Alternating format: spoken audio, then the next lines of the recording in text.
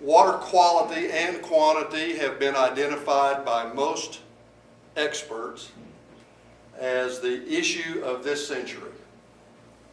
Now, for most of us, when we have read those newspaper articles or seen the TV shows or read the newspaper about something that's going on in some other part of the world or in some other part of the United States, we read it and we go on about our business. And it really wasn't until this most recent episode here at the lake that we realized we've got problems right here in our own backyard.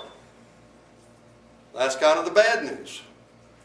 The good news is we can do something about it. And other watersheds and other lakes have been able to do something about it. And we can do the same thing. We didn't get into this position overnight, and we're not going to be able to make our repairs overnight.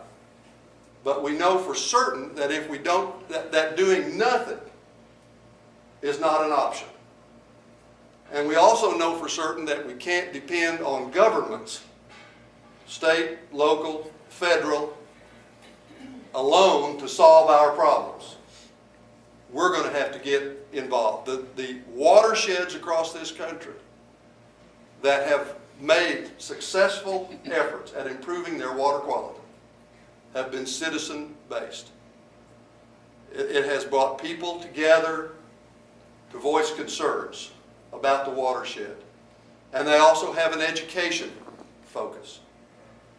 And that's what we're going to talk with you about this morning. The Grand Lake Watershed Alliance is about bringing people and resources together across 4 states to improve the water quality throughout the watershed. Most of you know from reading the newspaper articles that only about 8% of the water in Grand Lake comes from within the borders of the state of Oklahoma.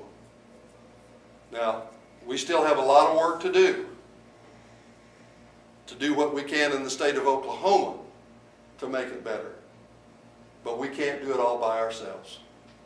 We're going to have to work with citizens, businesses, government entities across 4 states, and that's going to be a daunting task, but it can be done, and it has been done. And that's what we're going to talk with you about this morning.